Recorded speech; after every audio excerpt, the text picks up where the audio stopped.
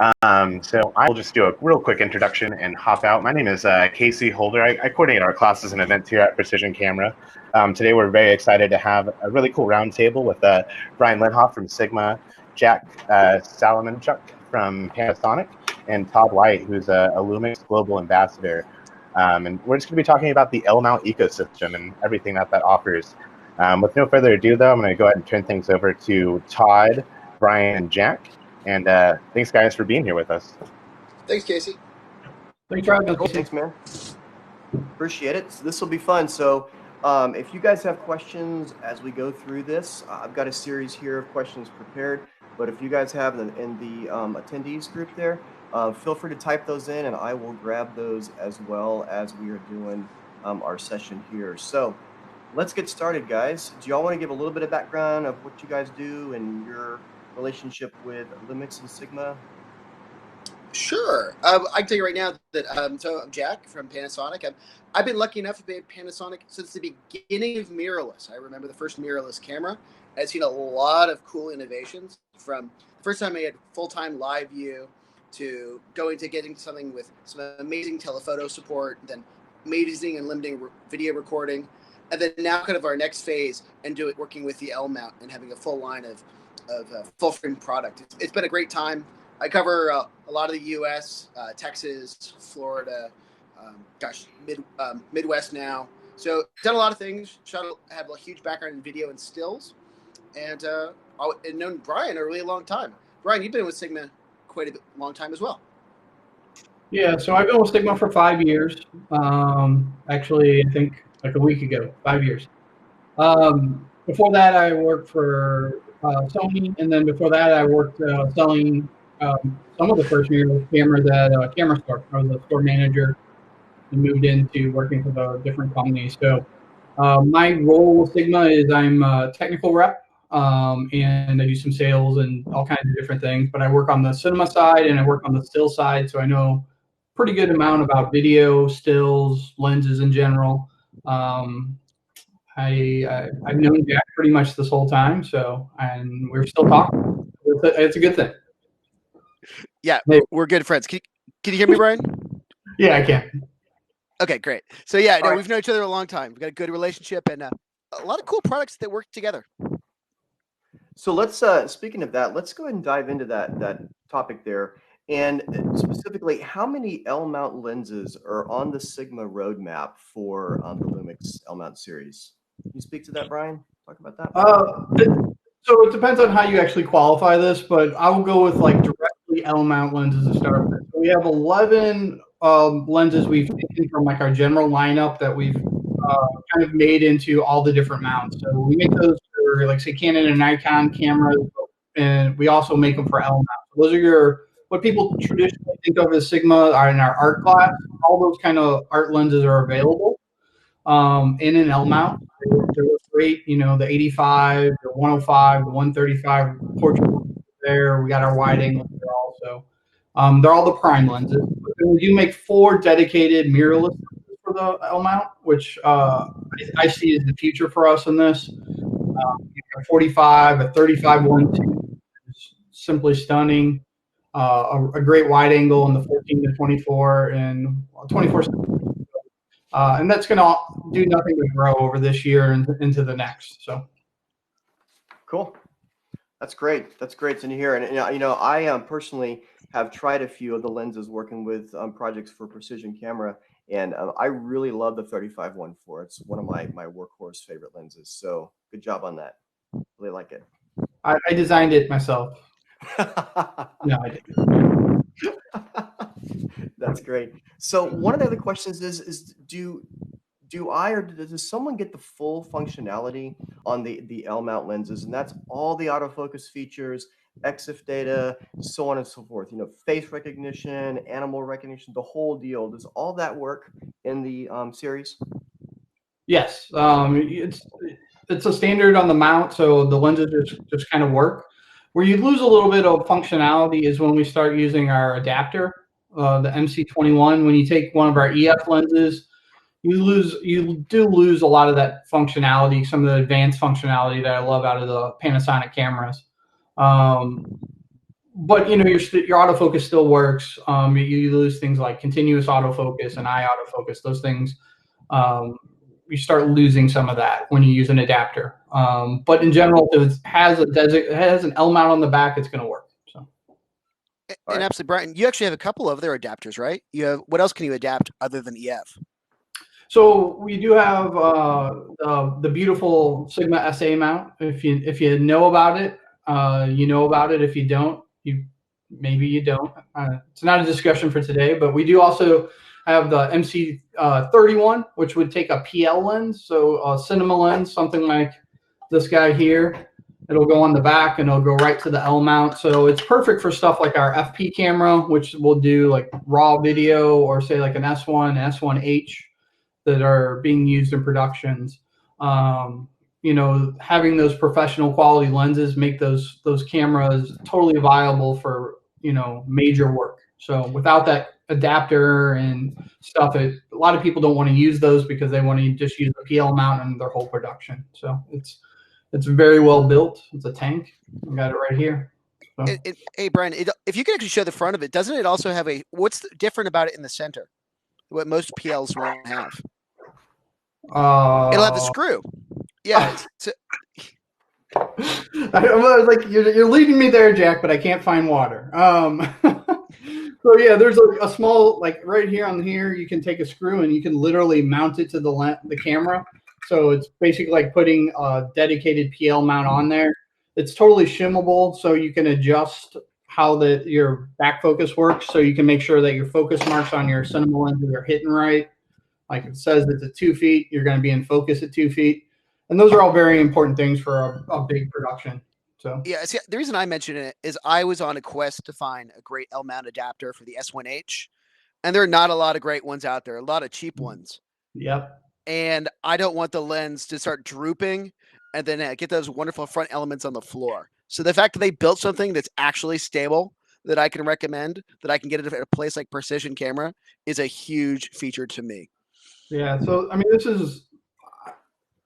I'm a little biased, but this is one of the best adapters I've ever seen built. I mean, the quality of this thing's just insane, and that just speaks to the quality of the Sigma stuff in general. So, I mean, you're asking me all the questions, guys. Well, let's ask Jack something here. So, Jack, talk to me a little bit about the in-body stabilization and why have lenses of stabilization if it doesn't in the body. Talk to me a little bit about how that works and lens choice. Sure, absolutely. I'll talk about that specifically for L mount. So with L mount, it's a full frame sensor. So you have a larger sensor to move than it would be in 4/3. It's 4 times the size. And lens stabilization has been great. When you build lens stabilization, you can tailor it to the lens. The problem is, I have a lot of glass I got to move in a modern lens for correction and other things. If I have a really heavy object, I wouldn't want to just pick it up and move it myself. That's a good way to get hurt. So I'd have Brian help move this big, heavy item. He'd get on one side, I'd get on the other, and we'd work together. So the idea, much like power steering, this is not, Brian, by the way, is not offering to help me move. Thank you, Brian, for that assistance. I'll give you $10. So the difference is it'll stabilize the front elements in the lens, the rear elements, or not even the rear elements, the sensor in the back, and it works in conjunction. So it's like power steering. It's a much more accurate way to do things and get you more natural movement. So that makes sense to me, Jack. But so let's say what's the difference? Like as far as stops, like say we put one of our art lenses on there with no stabilization, and it's still going to give me some stabilization, right? But right. So we have both working. We're both working. So you can easily pick up a stop and a half in most cases while you're working together, or stop and a half, depending on the lens, depending on the focal length. Most importantly, though, that stabilizer doesn't have to work as hard, so you don't get those massive shifts really quickly. The idea is you can gradually move the sensor, not have to do quick twitch, and it'll look much more natural, particularly in pans. Gotcha. That's where Panasonic. That's exactly. I heard Panasonic invented the pan. Yeah. The frying pan. No. So you guys are talking a lot about video here, and we've been mentioning the S1H quite a bit. So I know the S1H has been Netflix certified.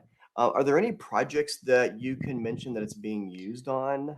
No, because we can't disclose anything until it's finally wrapped. But rest assured, there are a few projects that I'm aware of that you will definitely see. So we've had some great stuff we've been working on.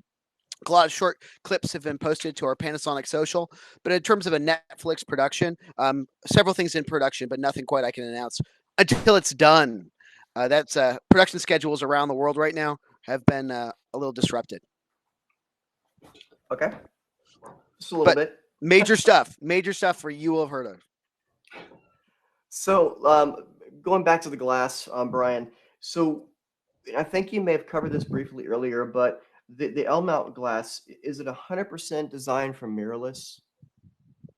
It depends on which one you get. So if you look at the technical jargon of any lens, there's all this other, you look at a title on a lens or on a website. If you want to make sure the lens was designed 100% for mirrorless, for Sigma, you just want to look for the designation DN. I don't know why that means. I don't know why it just doesn't say mirrorless or whatever. But in Japan, they said DN means a mirrorless lens. I think it actually stands for digital neo, but I have no idea how that relates to anything else. But it means mirrorless. So if you look at, like, say, our 8514 art, it's a DGDN. So that was actually designed for a DSLR, and we've adapted it to a mirrorless, which makes it work, but you lose some of the functionality. The real benefit having that mirrorless design is faster autofocus, and you can design lenses smaller. I don't have them in front of me, or maybe I do. I don't have them super handy, but we have like our 14 to 24 2.8 as a mirrorless and a DSLR, and there's a huge difference in design. So designing the lens for not having a mirror box makes a big difference.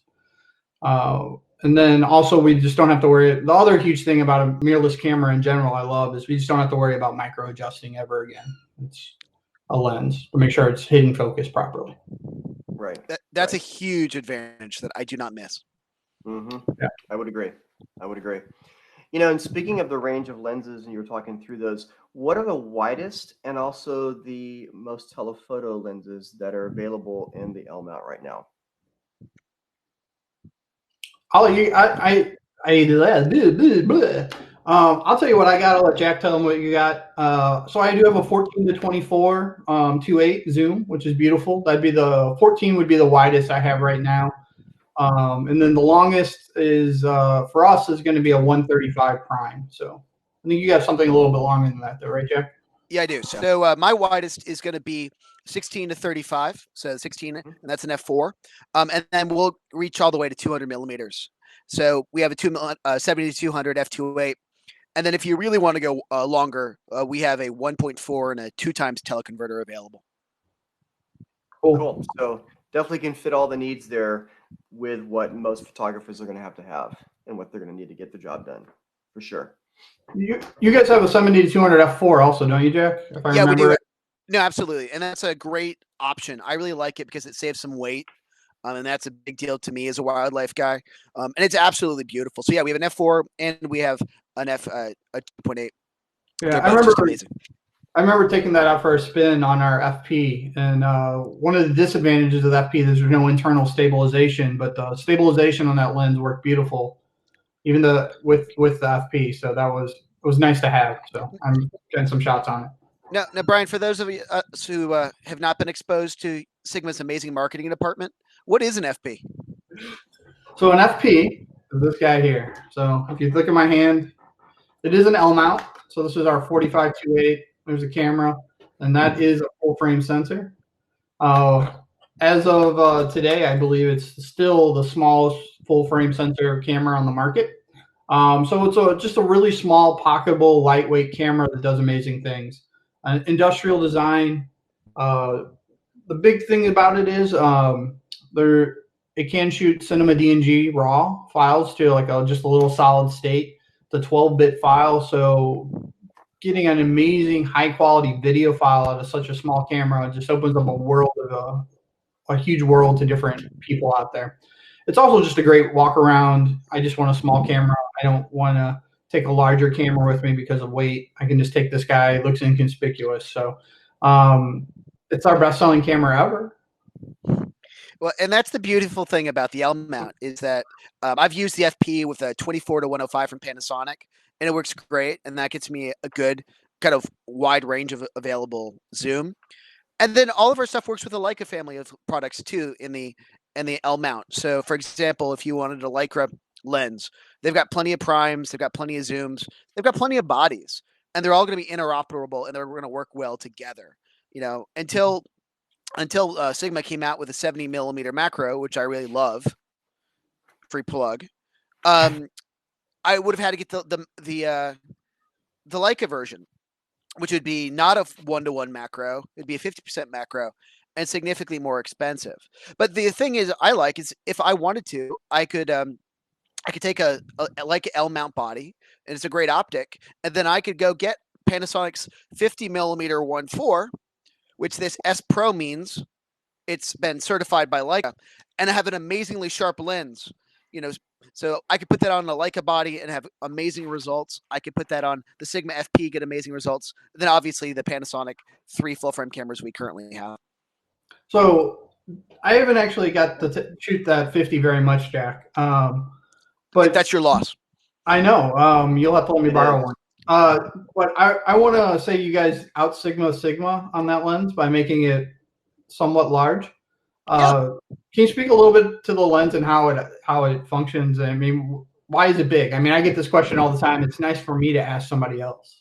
Yeah. So when a lens is an S Pro lens from Panasonic, the idea was to create the highest quality optic that we can produce with as much resolution for future sensors, rendering ability, and to have a flattering bokeh. This lens has amazing correction capabilities and it's designed for amazing sharpness. The other thing that makes it bigger is it's a dual motor design.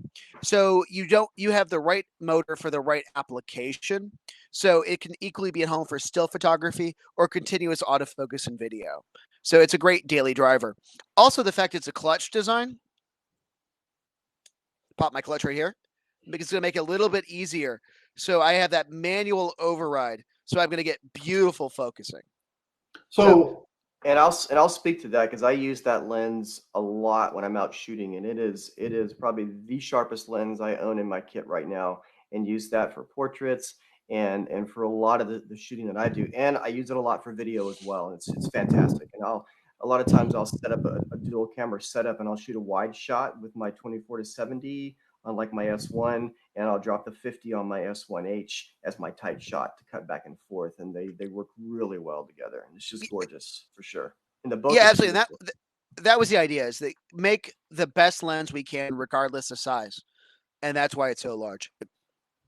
That's typically Sigma's. That's my answer to people at Sigma is we want to make the best lens we possibly can, and to make a lens that'll cover today's sensor and resolve, you just have to sometimes make it big. Without cheating and doing a lot of correction in camera. So yeah, Brian, what I always joke, and people ask me why some of our products are big, there is no replacement for displacement. Sometimes you just have to move the mass, and that's the right way to do things optically. We're not using plastics here where you can mold them in any direction, because if you did that, you would not give a sharp result. This is just moving the glass properly and giving it the space it needs so light can be manipulated the right way. Yeah. So one of the coolest features, Jack, that I love about the cameras for video, and I'm not 100%. I feel a little bit ignorant because I've used it, but I know it exists. But I can't speak suddenly. Can't get my mouth working right. Is you can change the focus rotation on the lens, right? So you can expand it. So if you're shooting video, the focus rotation is. Am I remembering? So what you can do is, I think what you're talking about is that you can make it linear or non-linear. So when you move it, so when you could do is you can adjust the focus, and you can have the adjusted focus speed real time for speed 1-to-1. When you move it X, it will move X distance, or you can make it linear, so it's a constant movement of focus. And this allows you to get significantly more accurate focus pulls from a lens that can do both stills and video. So absolutely, yeah, it's the ability to do a linear focus where it's just a very gradual and precise focus system. Okay. When the S series first got announced, that caught my eye, because one of the things about a cinema lens is you have such a longer focus throw, and that's what people love. The idea that you could actually get that out of a still lens out of the box is pretty incredible to me. So. Yeah, it just takes incredible fine motor control and software to control it. So it does a very good job. I was shocked. Does it work on all the lenses, or does it have to be designated an S Pro or something like that? It'll be on some of the S Pros. Okay. Yep. So I'm going to jump back a little bit, because y'all went into a discussion about the FP, and we've been talking about the S1H some. And I want to mention or ask the question, as far as video shooters are concerned, how well do those cameras, do you feel, cut together when you're working video? Profiles and such for working. I found it depends on what color settings you're going to use and whether you're going to use the raw capabilities of the FP. The nice thing about let's just do that. Let's just go raw. Let's just go, flat profiles, log, that kind of stuff. So let's go with flat profiles first, because I'm working with a beta version of the ProRes RAW for the S1H. So far, my results have been amazing, but I don't want to talk about a product before it's done shipping. But what I can tell you right now is I have found that they actually do they do compare pretty darn well. You have amazing flexibility in both of the cameras. The fact that the S1H is dual native ISO, it is going to capture tremendous dynamic range. So I find that they do match pretty well. Brian, have you been able to play with them both? Yeah, I've done. I'm not in the world of 12-bit RAW. I've shot some 8-bit RAW and cut it in with an S1H that I had for a little while, and I found that they cut pretty seamlessly. One of our pros absolutely loves the S1H. One of our cinema pros, and he has an FP, and he has a LUT that he created for the FP to match to kind of he has a LUT for the vlog and that, and one of his colorists created it, and they're pretty seamless on with it, and they both look amazing. One of the things I've always loved about Panasonic, especially even when you talk about like their Varicams and such, is the color science, and the skin tones and everything are so beautiful. So that FP we can cut in. I think says a lot to how good the color science is in that little thing. So yeah, and they probably on a set they probably fill slightly different roles, right? S1H is probably going to be more times than not your primary camera. But you can't put an S1H everywhere, right? So if I was doing something and I need the size of the placement, you can definitely use the FP for a secondary shot. One of the coolest things I've seen is people will actually put an FP on the hot shoe of an S1H. And the reason is again, you can go wide on one and you can go a little bit more telephoto on the other. I would have never thought of that before. That would have never occurred to me. But it's kind of cool when you're rigging things up, the size difference. This is the size of a big viewfinder. Yeah, I think they complement each other, and just like everything, it's a tool for a job. So you just have to, when we're talking video budgets, I think you can speak to this, Todd. A video budget is a whole different beast as compared to a stills budget. So the idea of having 3 or 4 or 5 smaller, lightweight cameras that can do a great job that still don't cost $50,000 to do that job is very compelling. So. Yep, absolutely, for sure. So let's kind of go back to one of the other conversations we were having a little while ago. And for me, I love large detailed files that I get out of the S1R for sure. One of the questions that people often ask me is, what do I choose, and how do I direct someone to an S1R versus the S1 if you pull the resolution out of the equation? How would you guys answer that question? And mainly you, Jack, how would you answer that if a customer comes and asks you that question? So this funny thing, it depends on what you're shooting, right? You're doing a lot of fashion, and I get why you'd want the resolution. However, personally, if you're shooting with my photography, which is macro, wildlife, and a lot of video, I would rather have a regular S1. And it's not to say that one's worse and one's better. To Brian's point, they're different tools. So the reason I would is because, remember, any 24 megapixel sensor that's full frame is the same physical dimensionality of a 47. Therefore, every single pixel is larger in a 24 megapixel sensor. And also, because the sensor is going to be less resolution, the readout speeds are faster.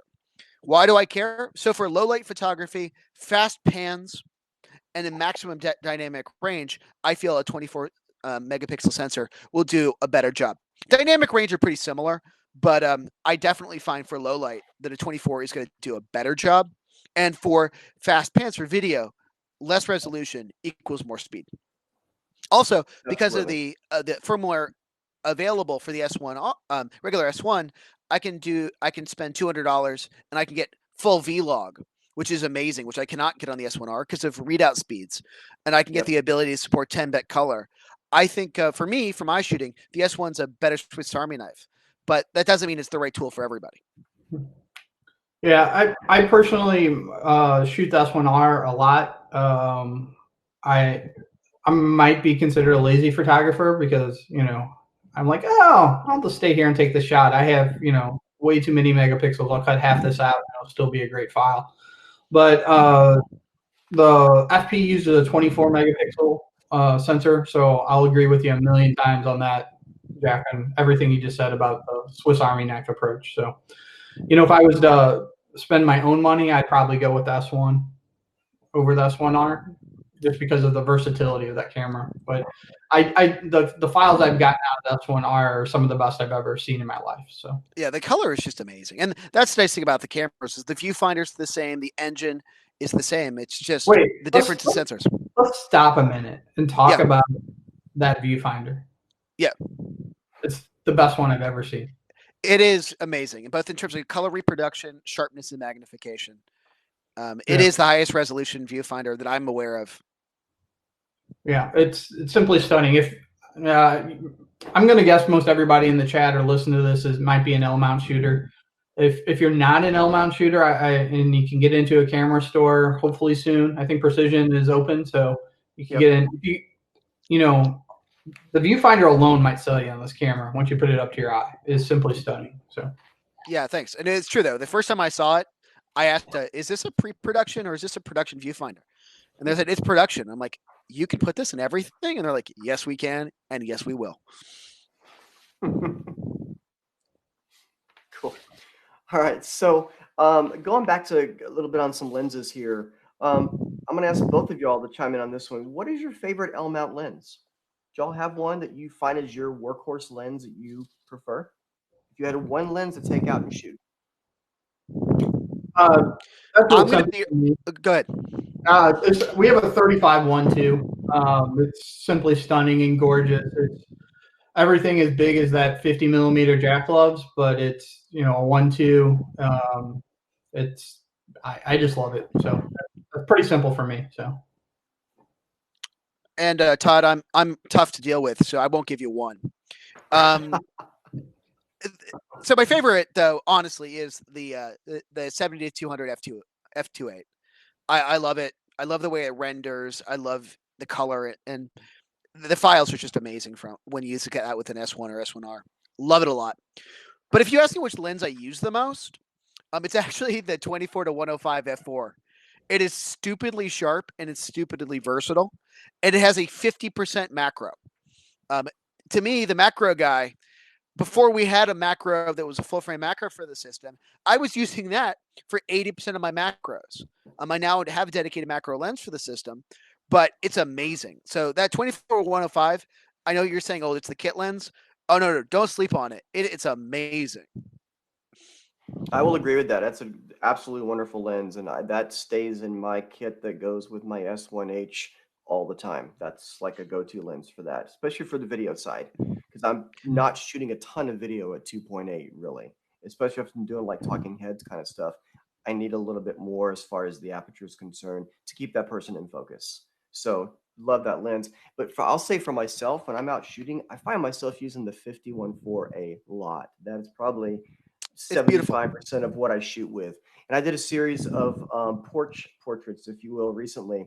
And I used the S1R with the 50-1.4 to get some amazing photos, knowing, to Brian's point, not being lazy, but I love how crisp that lens is. I wanted to blur the background a whole lot, and I could crop into that photo, and it's perfect for social media. No, absolutely. I mean, and that's the beauty of this system is that, we've got we've got a ton of lenses available. Brian's got tons of lenses available. Leica has tons of lenses available.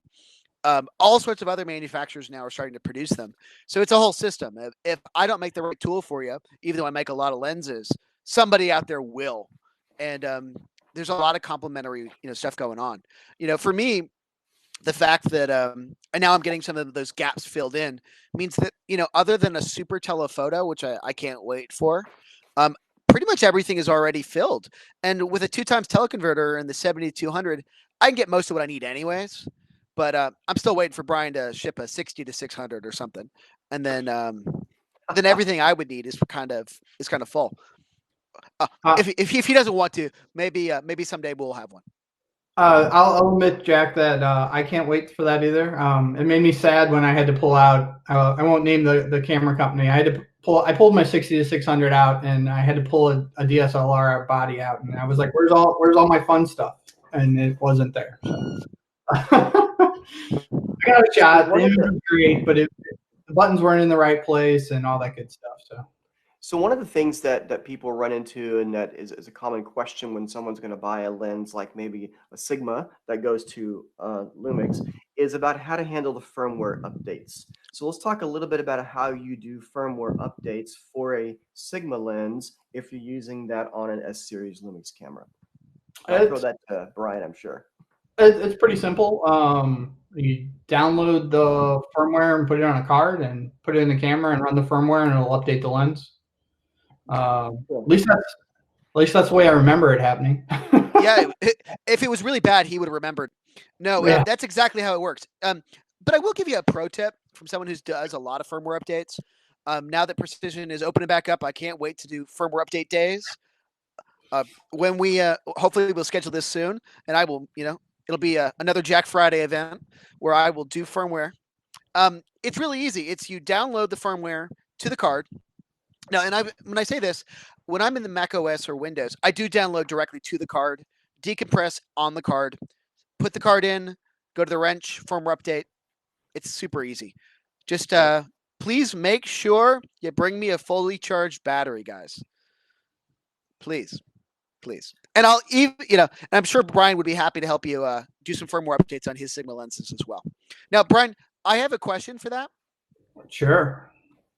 Do you need do you need the dock for your mirrorless lenses? So, like, I see you guys sell a dock. So you do not need the dock for our mirrorless lenses currently. I would. So, like our 70-200s and 150-600s, 60-600s, there's a whole bunch of customization you can do to the lenses, and currently we don't need a dock for it, because one of the main things you would need a dock for is to micro adjust your lens, because we offer incredibly detailed way to micro adjust a lens for a DSLR.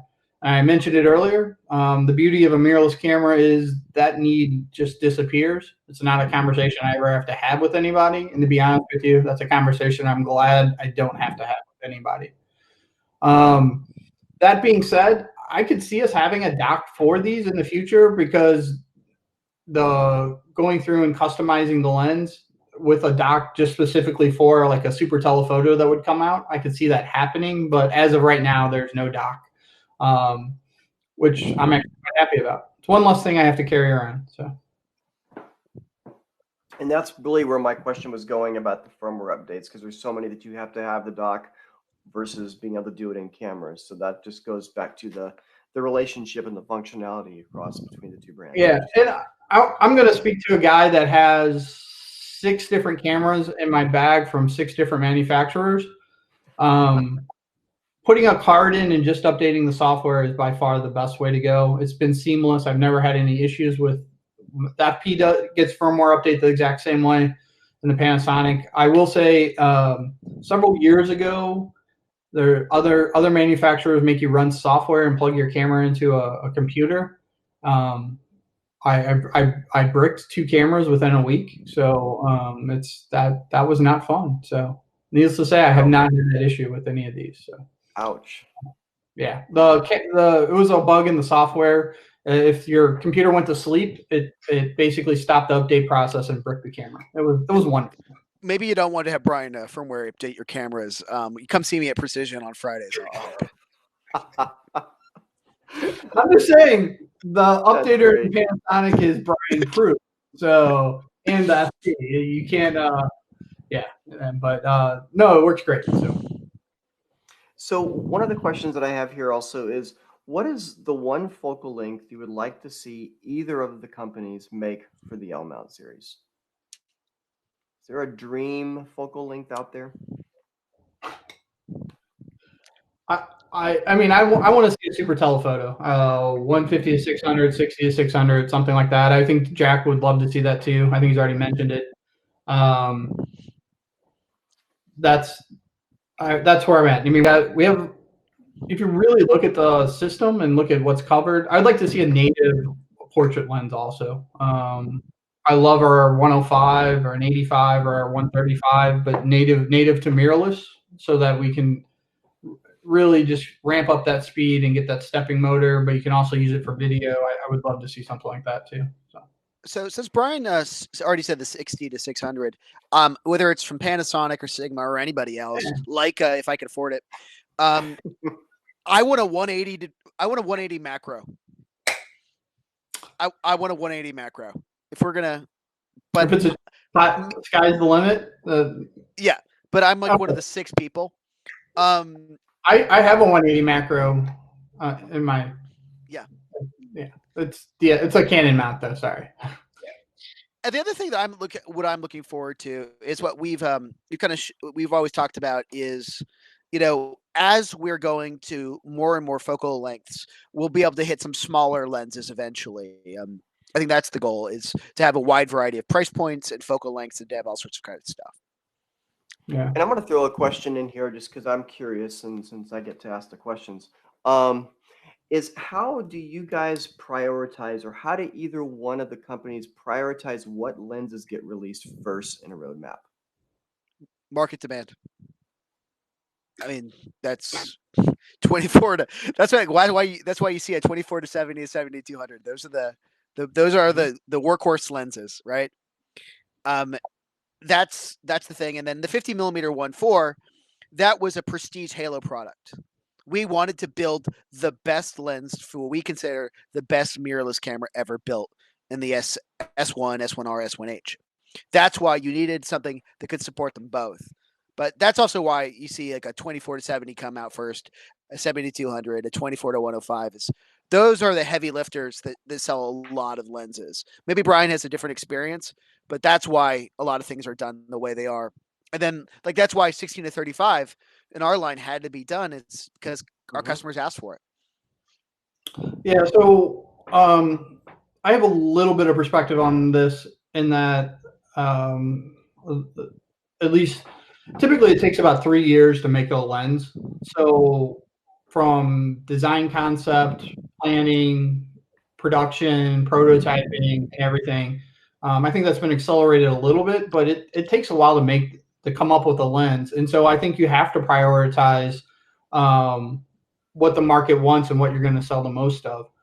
One thing I love about Sigma is we're not afraid to do some kind of weird halo type lenses, things out there that other manufacturers won't necessarily want or make because they're worried, I won't sell enough of them or not. We're not afraid to make a lens and be just because it's cool. We make for DSLRs, one of my all-time favorite lenses we make is a 24 to 35 f2. We don't sell a lot of them. It's a great lens, but it was one of those just, hey, can we do this?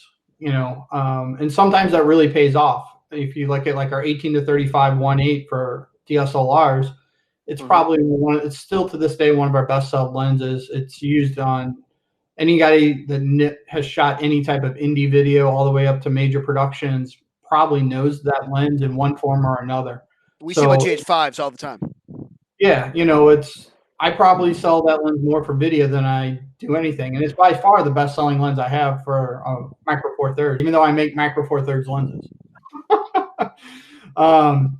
So in that regards, so you see what came out from us in what we released first was a wide angle, a 24-70 There's probably going to be something else after that, just going to be your standard focal range. But I think you're going to see from us some, I don't want to say, you're going to see some stuff from us that's more unique in that we're going to try something. Sometimes it works great, sometimes it doesn't. But that's one really cool thing about our CEO owner, Kazuto Yamaki, is he's not afraid to try something kind of Which off. is true, because I know some of the lenses that I played with and tested out were like a 40, which is a non-standard lens as far as I'm concerned. That like a 105 and a 135. Those are, the 135 is, I love that for portrait work, but it's not like a standard. Not everyone has a 105 and a 135 prime and 40. So it's unique. I will say this: my 40 millimeter is your 50 millimeter. That is the best lens I've ever shot in my life. It's simply stunning. It's gorgeous. So. Yeah, it's gorgeous. I can say this: the good thing about both of our companies is we're not, we're a mid-size in the photo industry. I know Panasonic's massively large, but we listen to our customers. Yep. If customers need a focal length or they don't like a focal length, we are not afraid to adjust our roadmaps and our planning accordingly. The goal is, what are people needing and wanting? Did we know, 10 years ago when I was with Panasonic and we had the first mirrorless cameras, we didn't know the direction of the market. We knew that people would want flip screens and touch screens and unlimited recording, but we didn't know all the things that people would be doing to this. The fact that, Brian is going to be talking to adapting cinema optics or having his own brand of cinema optics that are relatively affordable. That was something that we didn't see 10 years ago. And that was really the success of the GH series. You say, oh, gee, we need to be talking to people who can make a cinema lens at an affordable price. So we're always listening. And every year we're going to have something new based on that feedback. Yep. Cool. So, Jack, you mentioned this a little bit earlier, and we know, and it's already been announced about a RAW upgrade coming for the S1H. What are the benefits of that ProRes RAW in the video world as we're playing this? 1 second now. Well, first of all, I only shoot cooked video. It's Got it. No. So, and I want to be careful how we prevent this. I want to make sure I know what it is. For the S1H, it is going to be ProRes RAW support. ProRes RAW is the flavor of RAW that is fast becoming what I think the de facto standard in the cinema industry.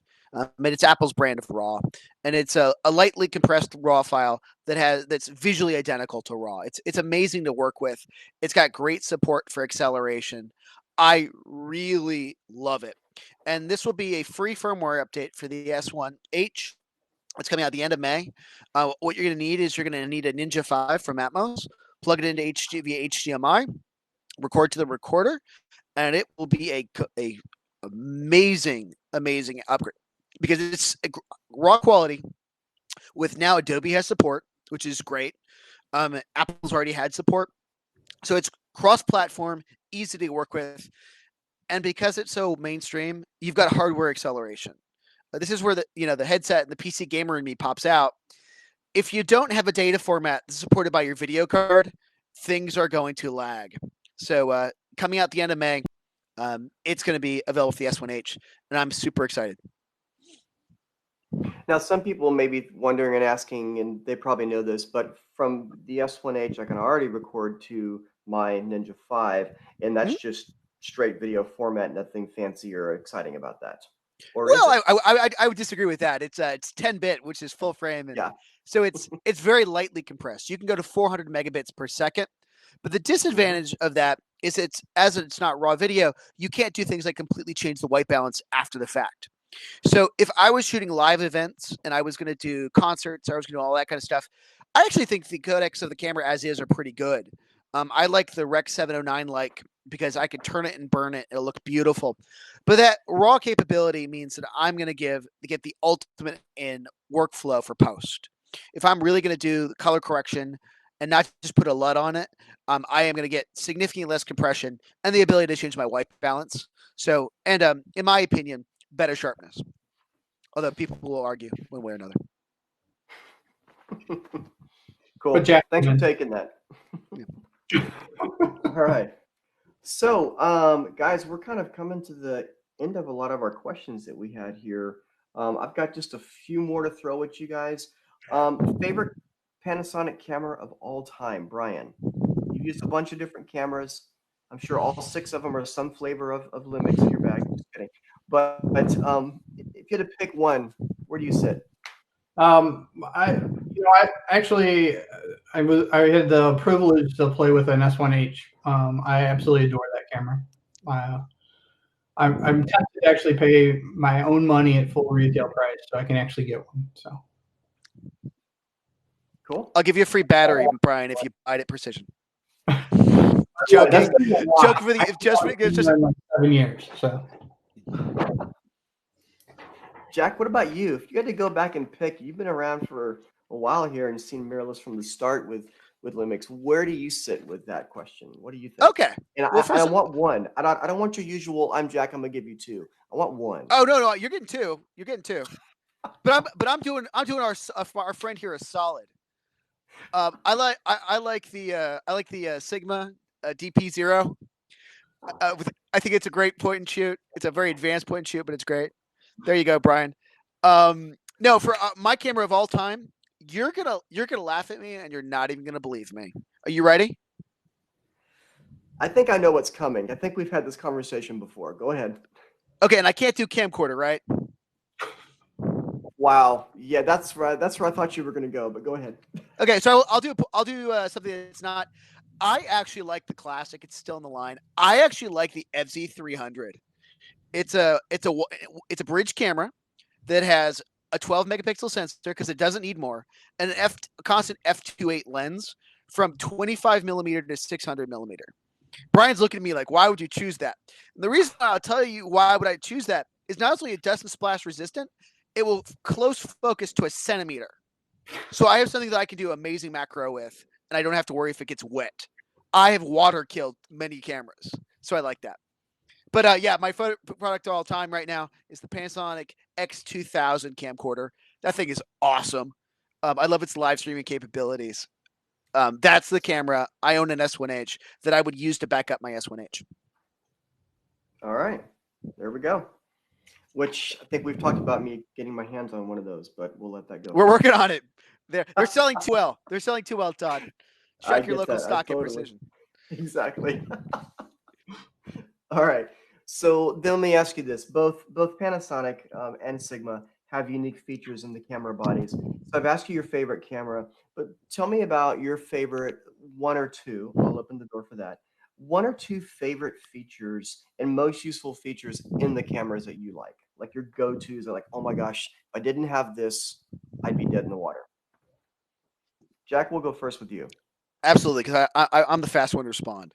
So in-camera stabilization is too easy, but that I couldn't live now without in-camera stabilization. Todd, you know me. I'm high energy. I drink a lot of caffeine. My hands shake. Yep. And that the ability to have lens plus body stabilization has changed my photography. If I had to go with number 2, the thing that blew my mind is focus peaking. The ability to actually put a manual lens or have something in and then be able to do a real-time preview to see if something's in focus or not because my hand shake is really changed my photography. So those are my favorite. And then my third, dual native ISO. To have a perfect light setting and a dark setting in a camera and to have maximum dynamic range, hugely important when you're me shooting video. Cool. Awesome. Brian, what about you? So we'll go with we'll talk about the FP mainly here because RDPs and other stuff have some of this too. But we have this like beautiful. If I can get it come up real quick, we have the ability to do a custom tone curve in your camera. Can you guys see me? Maybe. Nah, it doesn't look good. There we go. So you can I can go through and do a custom tone curve in the camera that's baked in if you're shooting JPEGs, which is to me simply super cool and amazing. You know, you can pull your shadows up, you can pull your highlights out, you can just do it right there. You can take a test shot, and if you're in a particular environment, it's a quick and easy way to get the scene the look the way you want. You know, this you probably can see. Let me go to at the top of the camera. There's this little button that says Cine and Still. It sounds incredibly stupid, But having that button just to switch if you're shooting video or stills and completely change the way the camera works is it's I don't know why anybody else hasn't done it before, but I just love that feature. I know when I'm in stills, all my menus are going to talk about stills, and when I'm in cine, everything is going to be about video. So a ton of other great little features about it, but you know we're pushing an hour on this, so I'm sure some people are going to get a little tired of at least Jack, not me though. You know, and I will say I love that focus peaking too, Jack. I'm with you on that because I do some funky stuff with my cameras at times and even adapt some old lenses. I've got a couple of old lenses I adapt to it, and it's just nice to have that focus peaking for sure. And I know it's kind of a given now, but still, it's amazing. But once you tried it, you can't unsee it. You can't untry it. It's the best. I know. And there's been some times where some people have wanted me to turn it off, and I'm like, nope, get your own camera. So guys, any closing thoughts right now as we're closing this down? We're like at 7 minutes left here. And Brian, I'll have you go first. Is there any closing thoughts, comments, things that are on the horizon that you can talk about that we should be aware of with Sigma, for L mount, or even with the FP or anything mentioned? Yeah, so just a couple, you know, we're going to have more lenses this year. You know, we're dedicated. We build everything in Japan. So the ability of us in a small town in Japan, it hasn't really slowed our production too much. I mean, we built a magnesium factory last year, so we can build more lenses with magnesium to make them lighter, stronger. So we're not going anywhere. I personally am super excited about the L mount. You know, like Jack said, we're the medium guys in the business right now, but we're not beholden to preserve old products. So what does that mean? That means we can innovate and we can offer more value and we can push the envelope more to gain market share than anybody else because we're not trying to make sure we don't erode our video sales or we're not worried about that. We're worried about making a great camera. I can't talk much about it, but there's a big firmware update coming for the FP this summer. Stay tuned. That's it. Cool. Jack, what about you? Same question. Sure. Well, first of all, I think Brian, made a great point here. Is that we saw when Panasonic shipped the first mirrorless camera, we knew that mirrorless was the future. I think now mirrorless is the present, not the future.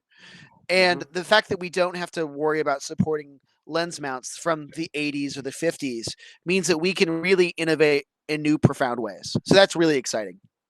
A lot more coming out from Panasonic. We're highly committed to this industry, and it's going to be a great year. And then kind of more, not as dramatic as that is that, by the way, for attending this stream, I'd like to say thank you for the people who are on today. Panasonic will provide, if you buy a L mount product from Precision during the next week, we will pay for this, or we will take care of the sales tax. So very nice. On a similar event, I can't leave that hanging there without something for me. If you buy an L mount lens or an FP, you can get an extra $50 off that lens, and that'll go the rest of the week. So through next Saturday, or they'll say next Sunday to make it easy. Nice. I give the? I don't know if we're opening up for questions, but can I give my other really silly thing you should always know it? Right now, the one thing it's hard to get for the L mount is the L mount back caps. So if you have a back cap Precision tends to have them in stock. You can buy them for Sigma and they will work on any lens. So if you need some extra back caps, I have bought many. So I know it sounds like it's a silly thing, but I don't ever want to put an uncapped lens in my bag. Yeah, that's not a good idea. That's good tip there, Jack. Very good tip. Cool. Well, thanks for everyone for joining us. And I'll just say for myself, I shoot the S series cameras from Lumix, and I love my cameras. They're fantastic. And whenever I go out and I shoot, I've got my S1R and my S1 in my kit, and my lenses that I carry all the time: 24-70 2.8, the 51.4, and my Sigma 35 1.4. Fantastic set of lenses. that's like my core kit that I go and I shoot with, and love it. Love what we're doing with Lumix, and Brian, love what you guys are doing with Sigma as well. It's just it's great to step into that mount and have a great selection of lenses to choose from for sure across both. And I want to say thanks to Todd for also supporting us on a weekend. So thank you, Todd, for taking a little bit of your time. Of course. And we really appreciate it. Some of the regulars I know. Good to see you, Christine. Hey, Dave. Thanks for attending as well. We really appreciate the support of everyone. I mean, again, we're growing every day, and it's great to have really good partners in this business, whether it's Precision Camera. What about, great partners like Brian? So it's really great this time to show that we're really moving forward. We continue to grow, and the future is bright.